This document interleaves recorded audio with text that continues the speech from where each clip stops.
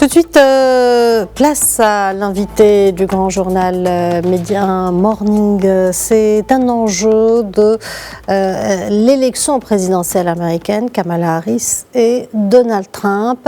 Les deux candidats courtisent les minorités qui pourraient faire basculer l'élection dans certains États. Si ces communautés penchent traditionnellement du côté démocrate, leur soutien s'effrite au profit de Donald Trump. Présidentielle américaine et vote des minorités, c'est ce dont nous allons parler aujourd'hui avec Hafid Boutaleb, expert en relations internationales. Bonjour Monsieur Hafid Boutaleb et merci d'avoir accepté notre invitation.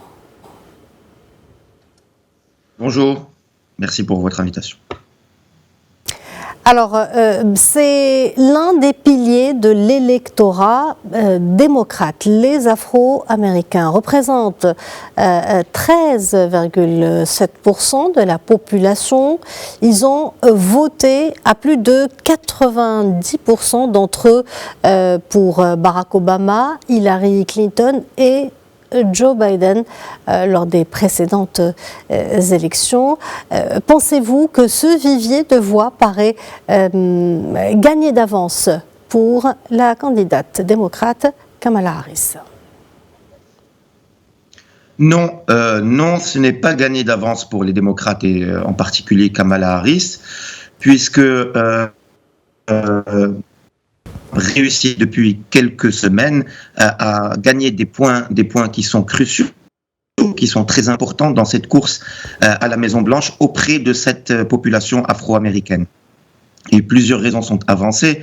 D'abord, d'une certaine manière, il y a la déception Obama, puisque les grands projets pour lesquels l'ancien président Barack Obama avait été élu, comme ce fameux projet d'Obamacare, finalement n'ont pas fonctionné et ont même été abandonnés. Et le projet de remplacement, le Biden Care, non plus n'a pas pu atteindre les objectifs escomptés.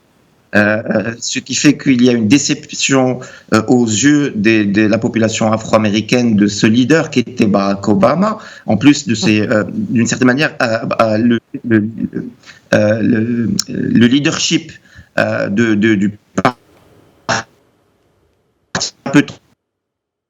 Plusieurs médias, plusieurs instituts de sondage est perçu comme s'étant un peu trop accoquiné avec les stars, avec Hollywood, avec l'establishment, ce qu'on appelle l'establishment. Et plus que jamais dans cette élection, il y a une volonté de revanche vis-à-vis de l'establishment, ou plutôt même de défiance.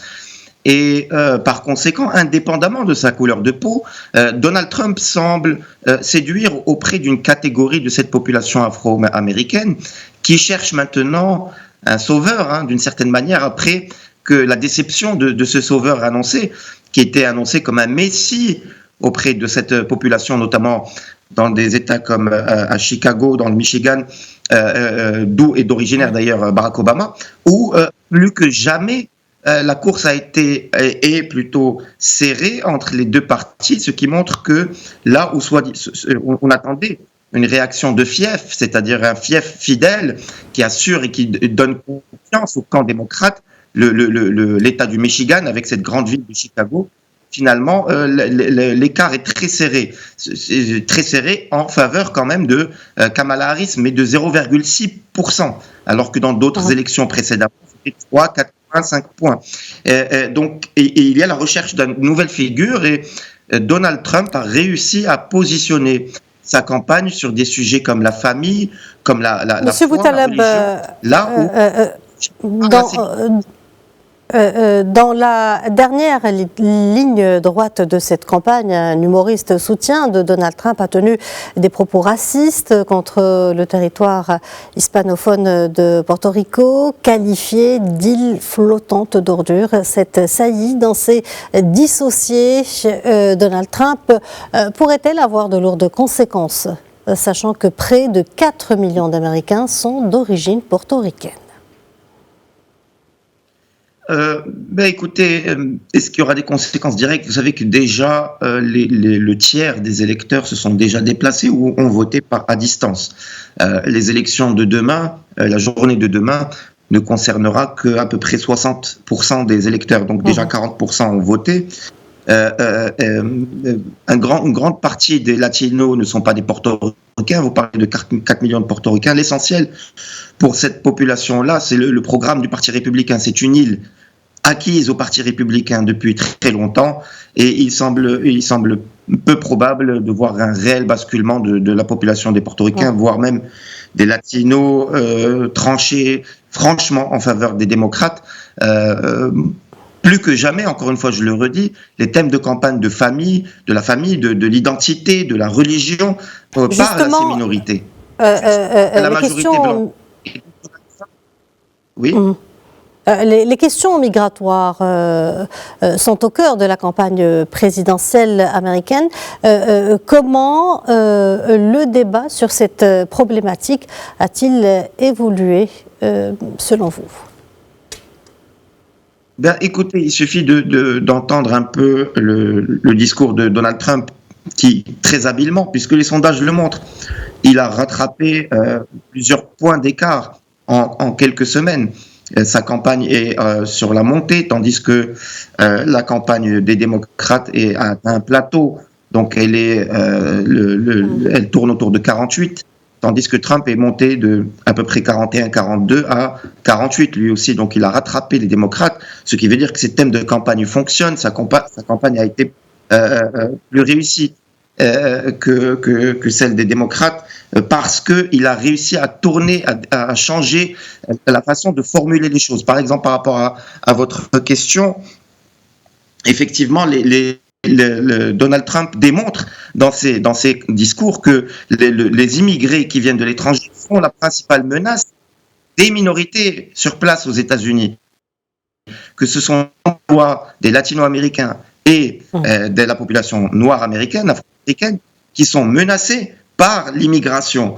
Et donc, là où on pourrait s'attendre à une immigration ou une population d'origine immigrée qui va soutenir les démocrates, puisqu'ils ont un discours beaucoup plus édulcoré sur l'immigration, eh bien pas du tout. Ils se sentent menacés par ce manque de fermeté qui a été constaté pendant 4 ans à Washington, et donc considèrent qu'il faut plus de fermeté pour réduire les flux migratoires. Et voilà comment les républicains, notamment Donald Trump, ont réussi à faire qu'un certain nombre de personnes, d'électeurs issus des minorités, pensent concrètement qu'une politique favorable à l'immigration est une menace pour eux et non pas une opportunité pour eux. La communauté, également la communauté arabo-américaine, elle a fait l'objet d'une attention particulière lors de la campagne de Kamala Harris, une attention sur fond du conflit actuel au Proche-Orient. Qu'en pensez-vous ? Eh bien, ce qu'on peut souligner du côté des démocrates, c'est qu'à aucun moment Kamala Harris ne s'est affichée avec le président Joe Biden. Ce qui constitue un élément saillant, puisque c'est quand même le président sortant qui est du même camp que la candidate démocrate, lui aussi donc du Parti démocrate, mais à aucun moment ils n'ont voulu associer leurs images. Cela étant, Joe Biden a battu campagne pour Kamala Harris, je ne dis pas le contraire, mais ça montre bien qu'il y a un problème de leadership au sommet du Parti démocrate, et qu'on ne retrouve pas du tout au sommet du Parti républicain, où il y a une vraie union autour de Donald Trump, ce qui, d'une certaine manière, rassure les électeurs et rassure sur la capacité de ce parti à pouvoir gouverner sur 4 ans de manière ferme et pouvoir véritablement remplir les promesses qui ont été faites aux électeurs américains, ce qui n'est pas véritablement le cas, ce que n'inspire pas au vu de ce qui remonte sur les sondages. Et aujourd'hui, le sondage le plus important, si vous voulez, c'est celui de la Pennsylvanie, où on constate qu'il y a une avance de Donald Trump de 0,3%. Et si vous voulez, pour les téléspectateurs, il suffit d'attendre demain, d'une certaine manière, le résultat de la Pennsylvanie. Le vainqueur de l'État de Pennsylvanie sera très vraisemblablement, selon beaucoup d'analystes, le vainqueur de l'élection présidentielle de demain. Et pour le moment, sur cet État-là en particulier, c'est Donald Trump qui mène, alors qu'il était perdant il y a à peine 2 semaines. Eh bien, il est remonté et là, il mène de 0,3 à 0,4. C'est très peu, mais il mène quand même en Pennsylvanie, ce qui est très important pour l'élection de demain. Monsieur Hafid Boutaleb, excusez, par rapport au Moyen-Orient, effectivement, on a vu une position beaucoup plus nuancée de Donald Trump, qui a fait une interview avec vos confrères de la Arabia, dans laquelle il avance sa vision de la situation au Moyen-Orient après son élection, et il a pu aussi rallier plus des voix de musulmans, puisqu'il s'est affiché avec des imams en plein meeting, et il a insisté sur l'importance de l'islam dans cette identité américaine nouvelle du 21e siècle, tandis que Kamala Harris, elle, s'est entêtée à juste ne pas s'afficher avec Joe Biden. Est-ce que cela va suffire pour séduire l'électorat arabo-musulman? C'est une autre question. Monsieur Hafid Boutaleb, nous arrivons à la fin de notre rubrique. Je vous remercie pour cet éclairage et je rappelle que vous êtes expert en relations internationales.